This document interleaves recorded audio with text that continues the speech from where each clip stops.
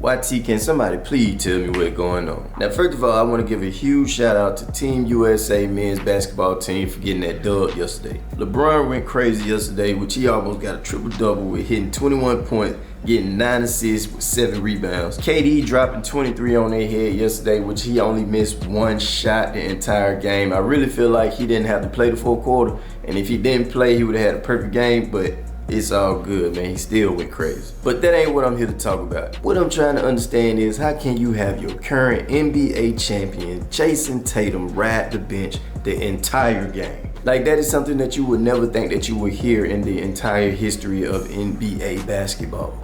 I need some help understanding this. I'm finna stop running my mouth and go ahead and play this video for y'all so we can see what Steve Kerr and the entire First Take crew had to say about it. Let's get it.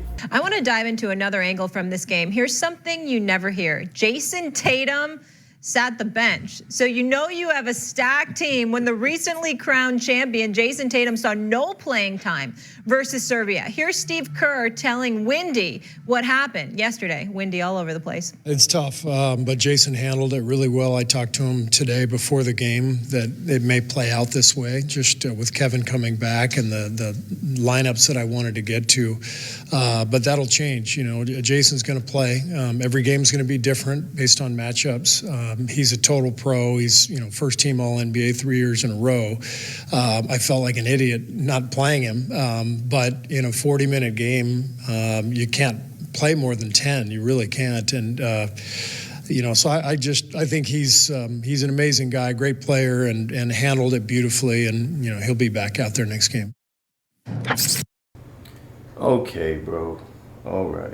Now, he sat there and said you cannot play all these players, but you can manage to sit one of the best players on your team on the bench for the entire game? Make that make sense, bro. To be honest with you, I'm not buying anything he's saying right now. This was one of the dumbest decisions any coach can make when it comes to their game plan, whatever you want to call it, bro. This makes no sense. This is one of the best players on your team and a former NBA champion, okay?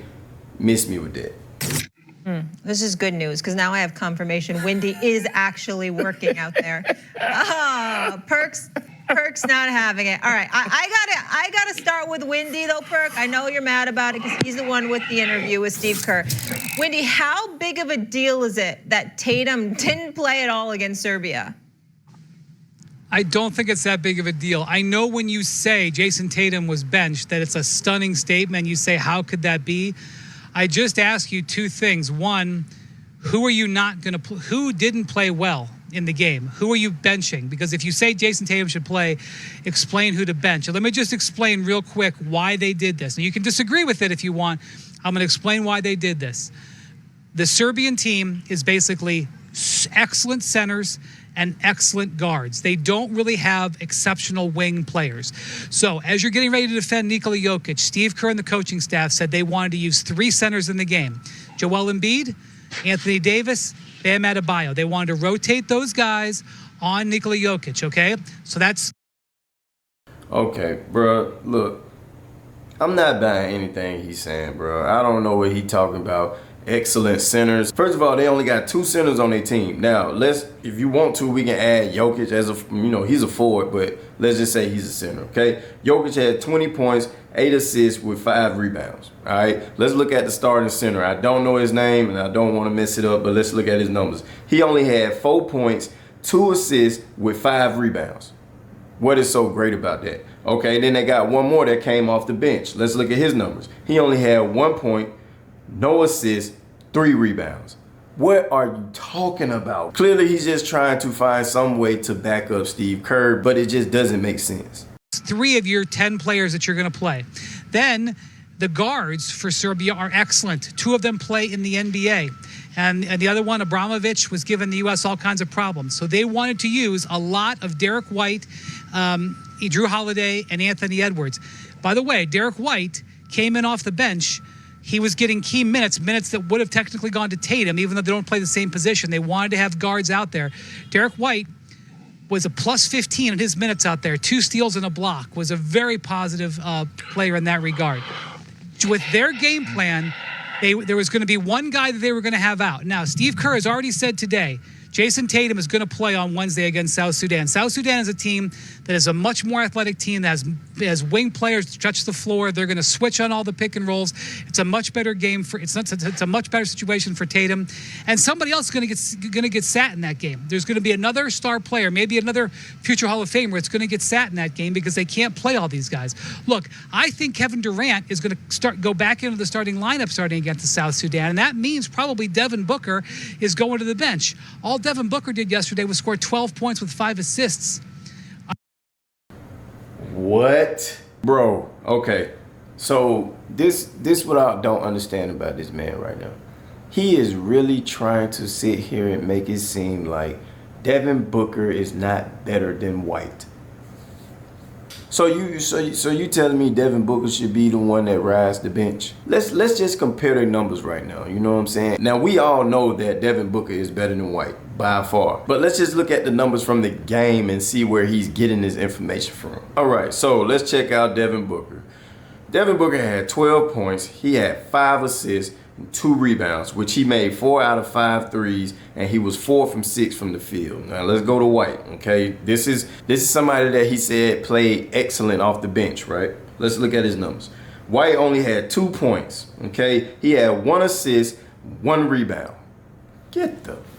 Look, man, like I said, I understand he's trying to support Steve Kerr to the fullest. I get it. I see that now. We all see that now. But, bro, this does not make sense, bro.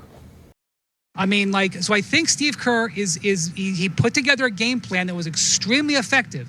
So before you guys go off about Jayson Tatum here, you better have your game plan and tell me who's getting their minutes pulled.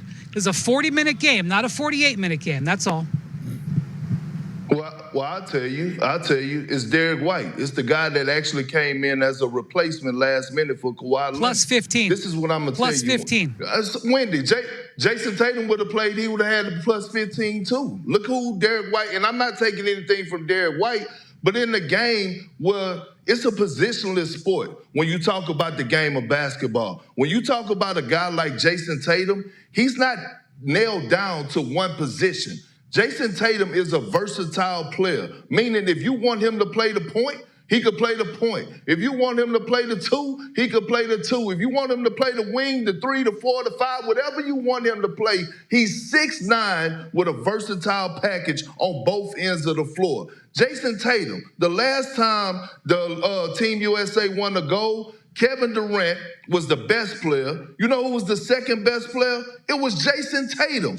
My thing is, if you're Steve Kerr, and Steve Kerr called out all his accolades and what this man has accomplished, you know what Jayson Tatum is going to bring to the table. You do not disrespect him and embarrass him the way that you did. Because in this world today, we live in a world of social media. We can't run from it. We can't hide from it. It's right there in front of our face. And nowhere in here you're going to tell me that Jayson Tatum wasn't embarrassed. The brand of looking on social media or hearing about it, because at the end of the day, yes, we should be talking more about Kevin Durant. Yes, we should be talking more about LeBron James after what they did last night. But you know what was the real topic of the game? Jayson Tatum with a DMP. Listen, before he keep going, I do want to acknowledge what he said. Jayson Tatum can play 1 through 5, okay? Now, they trying to sit here and talk about all this stuff about, great centers, whatever you want to call it, great points. Bro, first of all, Jayson Tatum is a phenomenal defensive player. Hands down. We all know that. And the fact that he can play 1 through 5 is all the reason why you should not have this man riding the bench. To be honest, I would rather you sit Embiid down because he looked like the worst player out there on the floor. You still got AD, which I feel like he should be starting over Embiid, and you got Adebayo. And then you can have Tatum picking up the slack on the back end, man. Like, come on, bro. Right now, bro, I'm just looking at this entire coaching staff like, bro, what are y'all doing? And another reason why it bothers me is because of the fact that Serbia is a team that everybody said is going to be the one that challenges us for getting the gold. So why would you not have all of your best players out there playing against this team who could possibly take the gold from us? Come on, man. My thing is, if you asking me who he's going to replace Derek White. In a game that's it's a positionless game when you talk about the game of basketball. Wendy, I got to agree with Perk, man. And look, we can get into the basketball part because I agree with that. I don't think, like, if you in a situation where you choosing, Wendy, and you the head coach, and you got to determine if Derek White gonna play or Jayson Tatum. And I don't want to cast any aspersions on Derek White because majority of the kids that's gonna be able to play in the NBA are gonna have to take the route that he took. Jayson Tatum is one of those one-of-one guys who's special, who's gonna have a career that people are gonna talk about for years after he plays. Optically, though, like it is. I was sitting there. I was in the airport yesterday watching the game on my phone, and I couldn't believe Jayson Tatum hadn't checked in the game at some point. And I was like, "Is he?" I thought he wasn't feeling well, and for him to have to sit there entire game, Wendy. And I get it. You interviewed Steve Kerr, and he gave you answers. I better have some damn answers, even though I don't believe him. I better have some answers when Jayson Tatum don't play an entire basketball game. And to that point, from a basketball standpoint, because you and Perk know I love talking about this. Serbia is big. They're long. They're experienced. They play in the league.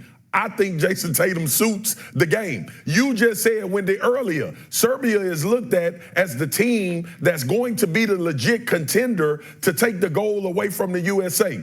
So you telling me in a gold medal game that Jayson Tatum is not going to be a better option than Derek White coming off the bench? I just have a hard time believing that. Now, I don't believe that Steve Kerr would do this again in a gold medal championship game against Serbia. I don't give a damn if he got to play three bigs or not.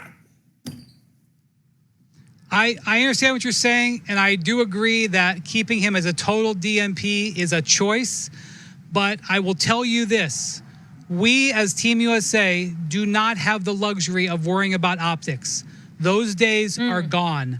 Optics are gone. Now, I know they blew them out, and at the end of the day, it looked really good. But I'm telling you, Serbia is a problem. This game was lopsided because the U.S. made 17 of 30 three-pointers. If they had made 12 of 30, we are having a different conversation. This game was very smartly coached by not just Steve Kerr. He's got Eric Spoelstra. He's got Mark Few. He's got Ty Lue over there. They met as a unit and came up with this. Now, if you... Did he just say if we would have made less threes than what we made, then we'll be having a whole different discussion? And if that is the case, why do you have one of your good three-point shooters riding the bench the entire game? Bro, this dude...